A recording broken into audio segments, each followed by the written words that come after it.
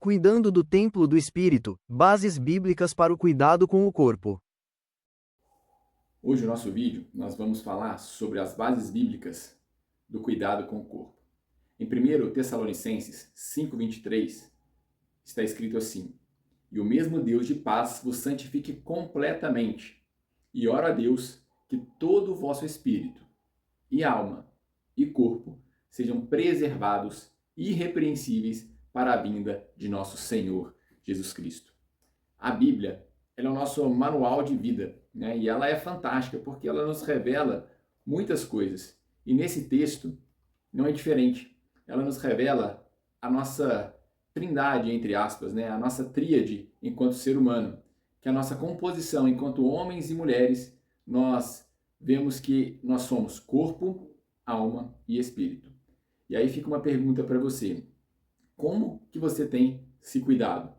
Você tem cuidado somente uma parte dessa tríade ou você tem cuidado por completo? Então, nesse vídeo, nós queremos tratar sobre glorificando a Deus com o nosso corpo. Em 1 Coríntios 10:31 diz: Portanto, quer comais, quer bebais ou façais outra coisa qualquer, fazei tudo para a glória de Deus. Então, em tudo que fizermos, devemos nos perguntar: isso traz glória a Deus? A Bíblia, ela vai nos orientar a respeito do cuidado não só espiritual, mas também cuidado emocional e o cuidado com o nosso corpo. Lá em 1 Timóteo 5:23, Paulo escreve para Timóteo, Paulo, né, que é um homem de Deus, que ministrava curas, milagres e que é fruto de uma manifestação sobrenatural, ele dá uma instrução para o seu discípulo, né, o Timóteo. Lá em Timóteo 5:23, Paulo diz: Não bebas somente água, mas usa um pouco de vinho por causa do teu estômago e das tuas frequentes enfermidades. Nessa época no qual Paulo escreve para Timóteo, a água ela não era tratada, né? A gente tinha uma qualidade de água muito ruim, muitas fontes contaminadas, e o fato de colocar o suco de uva na água, eles usavam isso para amenizar os efeitos negativos da qualidade da água, porque, como já falei, tinham muitas fontes que eram poluídas. É importante destacar também nessa passagem que no original o vinho ele significa tanto o suco de uva fermentado e o não fermentado, tá? Então, quanto o fermentado, que era o suco de uva alcoólico, realmente que nós conhecemos como vinho hoje, e o suco de uva não fermentado, que é o suco de uva propriamente dito, tá? Então, Paulo ele fala para Timóteo para ele cuidar ali do seu corpo, tomar cuidado com a água que ele estava bebendo. Aparentemente, Paulo, pelo menos nesse momento, ele tinha uma constituição física um pouco mais forte que a de Timóteo, né? E por isso, nesse versículo, a gente vê Paulo, que é um homem realmente acostumado com o sobrenatural de Deus, dando essa instrução para Timóteo acerca daquilo que é natural, dando a instrução de caráter natural para que Timóteo ele pudesse realmente estar no seu melhor estado de saúde, também através das providências naturais. Então, para melhorar o estado de saúde de Timóteo, ele também tinha que tomar essas providências naturais. Nós precisamos sim de alimento natural. O que acontece é que muitas das vezes a gente tenta espiritualizar todas as coisas. Temos sim o nosso espírito, o nosso corpo, ele é o templo do espírito, a gente já vai falar sobre isso à frente, mas tem coisa que não tem como espiritualizar. E o cuidado com o corpo, ele é uma dessas vertentes aí que a gente não pode deixar de falar. Tanto que em Mateus 4:4, Jesus ele é tentado por Satanás depois de 40 dias de jejum, mas Jesus ele responde para Satanás, né? Nem só de pão viverá o homem, mas de toda a palavra que procede da boca de Deus. Então, a gente precisa ter esse entendimento que nós somos seres completos, que precisamos não só do sustento natural, mas também do sustento espiritual. Nem só de pão viverá o homem, mas também de pão o homem viverá, mas de toda a palavra que procede da boca de Deus. O alimento espiritual, que é a palavra de Deus, ela é muito importante, mas ela não exclui o alimento natural que o nosso corpo precisa. E a Bíblia ela vai nos orientar o tempo todo acerca de escolhas e consequências, né? Tanto naturais quanto sobrenaturais. Deuteronômio 22:8 está escrito: quando edificares uma casa nova, farás um parapeito para o teu telhado, para que não traga sangue sobre a tua casa, se algum homem cair de lá. Nós acreditamos sim na proteção divina, mas o próprio Deus manda construir o parapeito no terraço, e isso também é proteção. Nós acreditamos na promessa de Deus de proteção, mas isso não nos isenta de tomar os cuidados básicos com a nossa segurança, por exemplo. Da mesma forma que Deus nos orienta ao alimento espiritual, isso não nos isenta de cuidar também da nossa mente e também do nosso corpo. João 11:39, isso acontece uma situação que mostra realmente que nós temos que fazer aquilo que está no nosso alcance. Jesus fala para Marta, né? Tirai a pedra, Marta, irmã daquele que estava morto. Disse-lhe: Senhor, a essa altura ele cheira mal, porque está morto há 4 dias. No 40, Jesus fala: eu não te disse que, se tu creres, verás a glória de Deus? Então, o que a gente consegue tirar de instrução nessa passagem? A gente vê nesse momento, né, Lázaro já morto há 4 dias, e ele já sepultado com a pedra fechada, e Jesus chega. E Jesus mostra para Marta que antes de ressuscitar Lázaro, elas precisam fazer aquilo que está no alcance delas. Ou seja, Jesus manda tirar a pedra. Jesus podia, com estalar de dedos, remover aquela pedra dali? Poderia. Mas ele está mostrando que antes dele fazer o sobrenatural, aquilo que é impossível para o ser humano, eu e você precisamos fazer aquilo que é possível. Precisamos fazer aquilo que é a nossa parte. Precisamos fazer aquilo que é natural. Então Deus, ele não vai fazer nada do que eu e você nós temos que fazer. Nada do que eu e você possamos fazer, Deus vai fazer. Deus vai fazer aquilo que é impossível, aquilo que é sobrenatural. Aquilo que é natural é questão da nossa inteligência, da nossa força de vontade, mas aquilo que é sobrenatural é o Deus vivo, o Deus todo-poderoso que vai fazer. Em 1 Coríntios 3:16 e 17, também está escrito, né? Não sabeis que vós, que sois templo de Deus, e que o Espírito de Deus habita em vós? Se algum homem corromper o templo de Deus, se algum homem corromper o templo de Deus, Deus o destruirá, porque o templo de Deus é santo, e este templo sois vós. Então, nós precisamos entender que sim, eu tenho a responsabilidade sobre o meu corpo. Eu tenho responsabilidade sobre a minha saúde. E isso é natural. Isso não é sobrenatural. Então, eu não posso espiritualizar isso. O que vai ser sobrenatural, muitas das vezes, é uma cura através de um milagre, mas a cura ela pode chegar também através de procedimentos naturais. Deus capacitando o homem para que ele consiga identificar tudo isso. Então, quando nós entendemos isso, nós entendemos que muitas situações elas podem ser evitadas. Só que muitas das vezes a gente fica espiritualizando algumas coisas que não devem ser espiritualizadas. Quando eu falo que muitas situações podem ser evitadas, é porque muitos acreditam que, por exemplo, existe uma hora certa de partir. Ou não. Vamos ver o que diz a palavra de Deus. Lá em Eclesiastes 7:17, está escrito assim: não sejas demasiadamente ímpio, nem sejas louco. Por que morrerias antes do teu tempo? Em outras traduções diz: não seja tolo. Por que morreria antes da tua hora? Ou seja, nós conseguimos ver aqui que talvez não exista ou exista realmente uma hora. Na Bíblia nós vemos que se a gente cumprir também com os princípios, né, é possível que nós consigamos aumentar os nossos dias. Lá em Efésios 6:2 e 3 está escrito: honra o teu pai e a tua mãe. E esse é o primeiro mandamento com promessa, né? Para que te vá bem e sejas longa vida sobre a terra. Então, lá nós vemos essa promessa de que honrar o pai e a mãe para que se vá bem e seja longa a nossa vida sobre a terra. Em algumas traduções diz que para prolongue os seus dias sobre a terra. Mas quando a gente quebra alguns princípios, a gente pode encurtar sim os nossos dias. Muitos podem decidir por fim nas suas vidas. A gente vê aí uma sociedade onde temos muitos suicídios e cada vez mais jovens, né, tirando a sua própria vida por diversos motivos.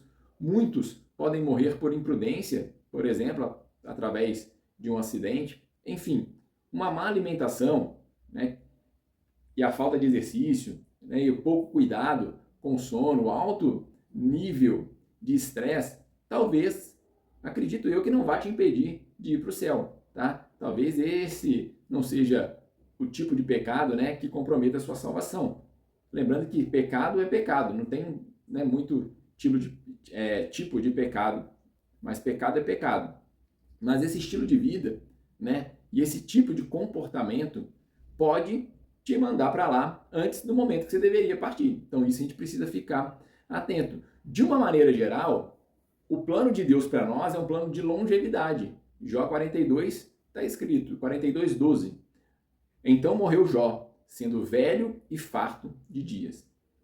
Só que muitas vezes isso é abortado por falta de cuidado nosso, com o nosso corpo, com a nossa saúde, tá? E é lógico que vão ter exceções. A gente vê aí os mártires, né, que morreram aí por causa do evangelho. Até hoje a gente vê aí muitos sendo perseguidos, tá? Alguns acidentes que não foi causado pela própria pessoa, mas ela foi vítima ali. Então, muitos poderiam ter vivido mais tempo do que viveram, mas não viveram. Então, a gente precisa ficar atento para a Bíblia e ver o que a Bíblia diz a respeito do nosso cuidado com o corpo. A Bíblia fala sobre mordomia em relação ao nosso corpo. Deus nos redimiu o corpo, nós somos comprados e o corpo é propriedade do Senhor. E nós precisamos ser bons mordomos que cuidam bem do nosso corpo.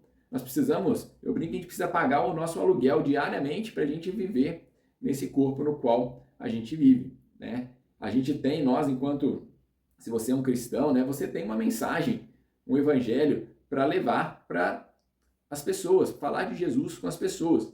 E Deus te deu um corpo para você levar essa mensagem. E por vezes a gente está matando o nosso corpo. Então como é que nós vamos entregar essa mensagem de Jesus se nós não temos um corpo para levar esta mensagem? Eu costumo sempre comentar que a gente cuida muito bem da nossa casa, cuida muito bem do nosso carro, a gente procura colocar a melhor gasolina, procura trocar o óleo de tempos em tempos de uma maneira bem regular, mas a gente acaba muitas das vezes não cuidando do nosso próprio corpo. Lá em Efésios também, 28:5, né, 28-30, está escrito: assim devem os maridos amar sua própria esposa como a seu próprio corpo. Quem ama sua esposa, ama-se a si mesmo, porque nenhum homem detestou a sua própria carne, antes a alimenta e a sustenta, como também o Senhor a igreja, porque somos membros do seu corpo, da sua carne e dos seus ossos. Será que nós realmente estamos amando o nosso próprio corpo? Será que nós estamos amando o nosso próprio corpo e colocando combustível de qualidade para dentro do nosso corpo? Eu gosto sempre de fazer uma analogia. Se você tem um carro dos seus sonhos ali, você ia colocar combustível ruim para dentro do seu corpo? Você ia colocar combustível demais para ele transbordar o tanque, manchar a pintura e causar alguns danos? Então a gente precisa ficar atento com relação a isso. Então aqui nós vamos destacar 3 pilares que são fundamentais para a gente fazer uma boa gestão, né? Fazer bons mordomos com relação ao nosso corpo, do nosso corpo. 3 pilares que são fundamentais para que nós estejamos pagando ali, né, como eu falei, o aluguel para estar morando nesse templo do Espírito Santo. O primeiro ponto é a alimentação. E como a comida nos afeta? Existe, né, uma máxima, né, que virou até um ditado gospel, vamos dizer assim, que crente não bebe, mas come. Isso não é legal. Lembrando que a gula é pecado, né? Lembrando que a glutonaria, ela não é algo que deve se vangloriar, mas que nós precisamos nos atentar. A comida, muitas das vezes, ela é utilizada como algo emocional. A gente vive hoje numa sociedade que ela é completamente acelerada. E muitas das vezes, nós nos entregamos a uma alimentação completamente industrializada, cheio de ultraprocessados, uma alimentação de péssima qualidade. A gente come, muitas das vezes, de forma errada, né? A qualidade errada, na quantidade errada, a gente come muito mais, na maioria das vezes, do que a gente realmente deveria comer, e na hora errada. A gente precisa respeitar esses princípios que são fundamentais para que a gente tenha uma boa alimentação, né? A nossa alimentação, ela precisa ser muito bem administrada e gerenciada. E para isso, existe um profissional que vai ajudar a gerir essa parte de alimentação. E esse profissional, ele é o nutricionista. Não é o médico, não é o... É o nutricionista. É ele que é o profissional que vai te ajudar nessa gestão da sua alimentação. Por quê? Porque não é só deixar de comer algumas coisas, mas eu preciso entender o que eu vou comer, que horas eu vou comer, qual a quantidade que eu vou comer. E aí, talvez você esteja pensando assim, mas o nutricionista é muito caro, eu não tenho dinheiro, eu vou dar uma dica para vocês então, tá? Que é uma dica que eu não estou passando por cima dos nutricionistas, mas é alguma coisa que pode te ajudar aí com relação a essa alimentação. Primeiro, para de tomar esse tanto de refrigerante, Coca-Cola que você toma, quem toma refrigerante, né? Porque muitos hoje já não tomam mais. Mas é zero, é isso, é aquilo. Para de tomar, que aí você não vai tomar nenhum. Para de comer esse tanto de coisa que você come, porque, igual eu falei, na maioria das vezes a gente come muito mais do que realmente a gente precisa para manter as nossas funções vitais, para repor as energias que são gastas ao longo do dia. Então a gente tem que fazer essa gestão muito bem feita da nossa alimentação. E ainda, se você não tem condição de ir a um bom nutricionista,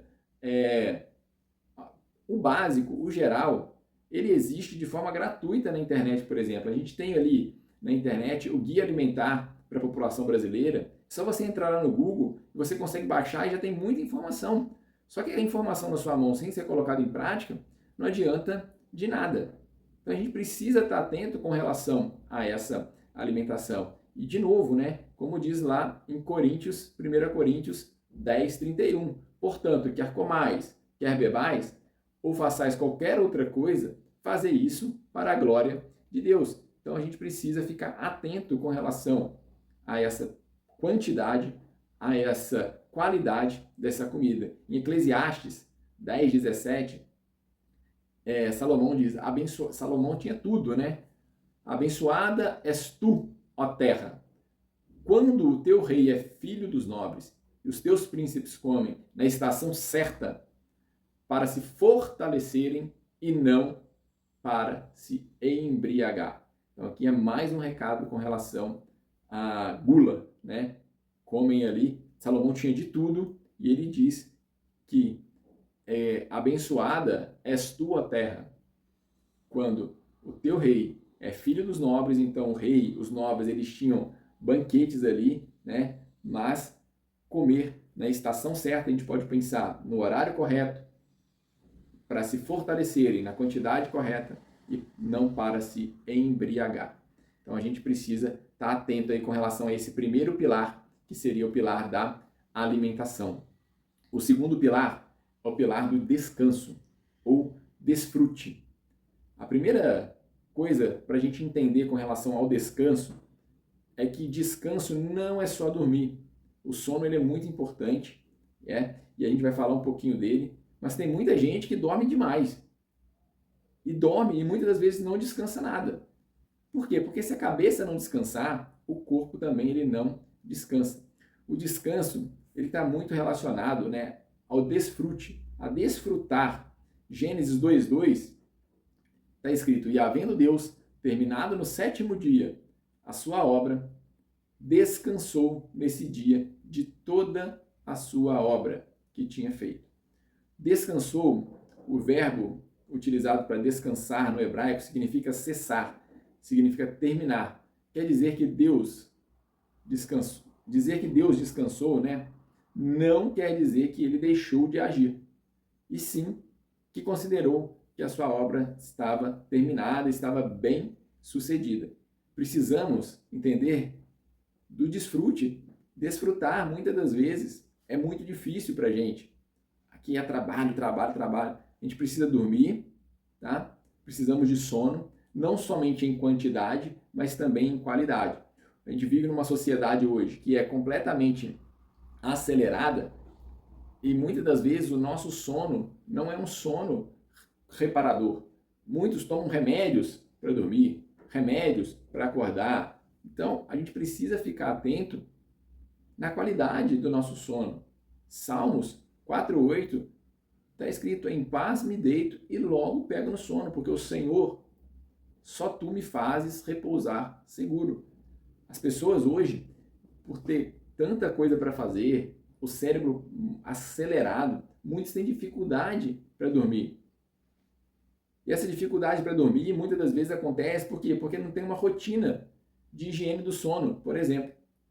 Então, algumas dicas para você já utilizar no dia de hoje, que vai te ajudar a dormir.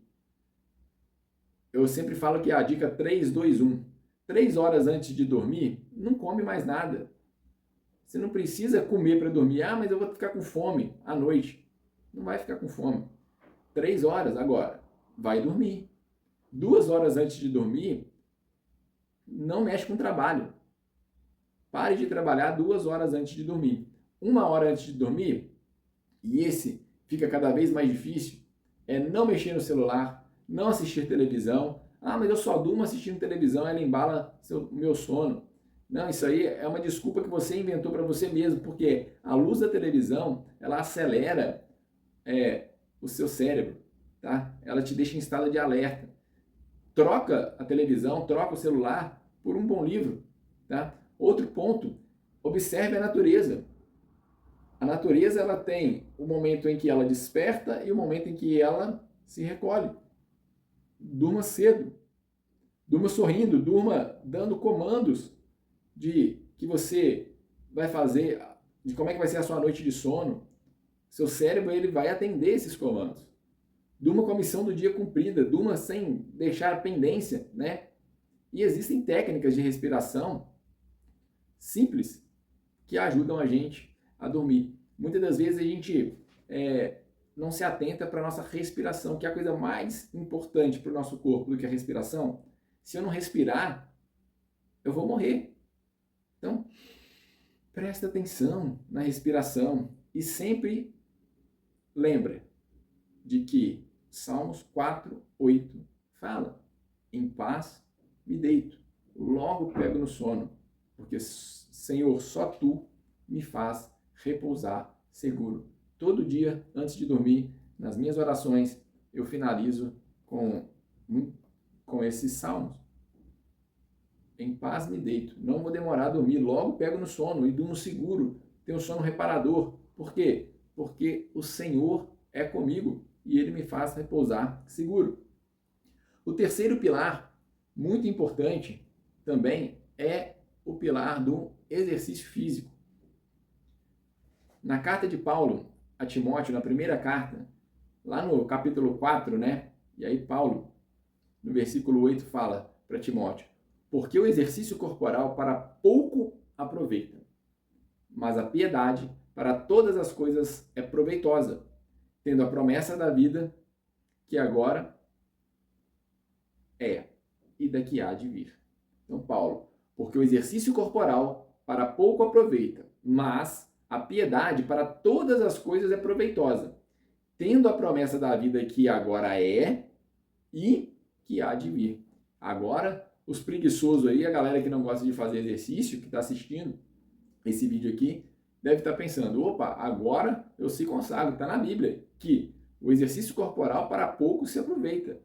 Espera aí, Paulo, ele quer dizer aqui nesse versículo que a piedade, ela afeta mais a nossa vida e o nosso modo de viver, tanto atual como na vida eterna. Já o exercício, ele só está relacionado a essa vida nossa aqui. E mesmo assim, ele não despreza o exercício, ele não desmerece o exercício, tanto que ele valorizou mais a piedade do que o próprio exercício. E realmente, se a gente pensar, a piedade, como ele diz, é tendo promessa da vida que é e da que há de vir. Sobre o exercício, a gente precisa ter em mente que ele não está relacionado só à alta performance, por exemplo. Tem muita gente que acha, não, o exercício é para alta performance, é para virar atleta. Não. O exercício, ele é para um bom funcionamento cardiovascular. Ele também vai nos dar mais autonomia. Então, o exercício ele não é só para emagrecer, ele não é só para estética. Tudo isso vai acontecer. Mas a prática de exercício, ela deve ser intencional. Por exemplo, praticar exercício para me preparar para a velhice, melhorar minha mobilidade, a força, o equilíbrio. Nós precisamos entender o impacto do exercício na saúde e não só na estética. Olha o tanto de gente que está doente, resfriado, gripado, está com algum comprometimento de saúde. Tudo na nossa vida, né, ela se submete a algumas leis deixadas por Deus. E o exercício, o cuidado com o corpo, ele não é diferente. Gálatas 6, 7, está escrito, não vos enganeis, de Deus não se zomba, porque tudo aquilo que o homem semear, isso também colherá. Lei da semeadura e da colheita. Não dá para você semear uma vida desregrada, má alimentação, dorme mal, alto nível de estresse, não pratica exercício e querer colher, por exemplo, uma velhice com autonomia. Querer colher muitos anos de vida. A semeadura e a colheita, a gente começa a praticar exercício, a cuidar da nossa saúde hoje, a gente vai ver os resultados lá na frente. Então a construção do futuro, né, ou construção da nossa colheita, é proporcional à nossa semeadura. Não dá para imaginar um futuro saudável, forte, vigoroso do meu corpo se eu não cuido dele hoje, da minha alimentação, da minha hidratação, do meu sono, do meu exercício. E nós vimos que o corpo, ele é santuário do espírito, que o corpo ele não é meu. Então eu preciso ser um bom mordomo. Eu preciso pagar, né, como eu já falei anteriormente, o aluguelzinho todos os dias. Preciso cuidar de forma diligente do meu corpo. Isso também envolve o quê? A glorificação, a glória de Deus. Isso envolve a santidade do corpo, cuidar das emoções, cuidar do espírito, cuidar da saúde do meu corpo. Eu preciso olhar para o meu corpo e entender que essas questões elas são naturais. E as leis que Deus criou, que podem ser... E as leis que Deus criou, elas não podem ser violadas, semeadura e da colheita. Tudo que semear, certamente colherá. Se semeia falta de cuidado com o corpo, vai colher isso mais à frente. E não importa seu nível de espiritualidade. O nível de espiritualidade, né, o cuidado espiritual, ele é fundamental. Mas o cuidado com o corpo, ele também é importante para você carregar esse espírito. E a maior desculpa, né, do mundo com relação a cuidar do corpo e a não praticar exercício é de que eu não tenho tempo. Ah, eu não tenho tempo. Deixa eu te falar uma coisa. Tempo, ela é questão de prioridade. Talvez a sua vida, a sua saúde não seja prioridade para você, já que você não tem tempo. E tá tudo bem. Mas deixa eu te perguntar uma coisa. O que se adapta melhor à sua agenda? Essa agenda cheia que você tem aí. Fazer 20, 30 minutos de exercício por dia ou ir morrendo 24 horas por dia? Ah, mas eu não tenho 20, 30 minutos por dia para fazer exercício. Então eu vou pegar o seu telefone, suas redes sociais e ver quanto tempo você passa nessas redes sociais. 20, 30 minutos por dia já é um começo. E pode ser o suficiente. A Organização Mundial da Saúde, o Colégio Americano de Medicina do Esporte, eles orientam de 150 a 300 minutos de atividade moderada, 300 minutos, 150 de atividade vigorosa por semana, ao longo da semana. Se você conseguir ainda incluir 2 vezes na semana exercício de força, muito bom. Então existe uma inteligência por trás da prática de exercício, da prescrição dos exercícios. E quem vai fazer isso, profissional mais orientado para trabalhar essa questão do exercício, é o professor de educação física. Então, a grande mensagem que eu quero deixar para vocês é que nós precisamos olhar para nós mesmos e nos entender como seres compostos por corpo, alma e espírito. Não tem porquê nós sermos negligentes ou com o nosso corpo, ou com a nossa alma, está relacionada às nossas emoções, ou o nosso espírito. Não, nós precisamos nos cuidar de uma maneira integral. Eu sei, eu entendo que a gente não consegue fazer essas mudanças completas da noite para o dia. Se a gente for radical demais, querer mudar tudo de uma vez, a gente não vai dar continuidade. A gente precisa começar mudando uma coisa de cada vez. Comece andando ou correndo 100 metros. Comece fazendo uma flexão, um agachamento. O importante é que você decida todos os dias a querer continuar, querer melhorar um pouco mais. Se você errou, deixou de fazer um dia, já vai para outro dia, volta rápido para essa rotina, para esse ritmo de cuidado, tá? Decida todos os dias recomeçar ou começar a cuidar dessa forma do seu corpo. E não apenas cuidar do corpo por cuidar do corpo, mas lembrar que o cuidado com o corpo, ele também vai glorificar a Deus. E a gente precisa pensar também com relação às roupas que vai se vestir, né? Porque muitas das vezes a gente cuida do nosso corpo, da nossa alimentação, mas a gente, e aí é um tema para um outro vídeo, a gente não veste roupas legais, né? A mulherada aí parece um açougue, muitas das vezes.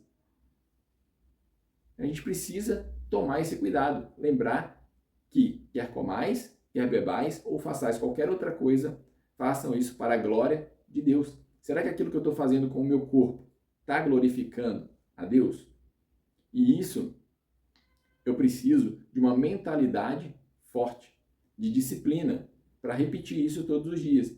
Porque a força de vontade, ela não adianta nada, eu falo para vocês. Força de vontade, ela acaba na hora do almoço. Você acordou ali, ó, quem tem menino para cuidar, para mandar para a escola, fazer dever, não sei o quê, acabou a força de vontade. A gente precisa de disciplina. Muitos vão falar, mas eu não gosto disso, eu não gosto daquilo. Quem faz só o que gosta é criança mimada. Homem, mulher, maduros, eles fazem o que precisa ser feito.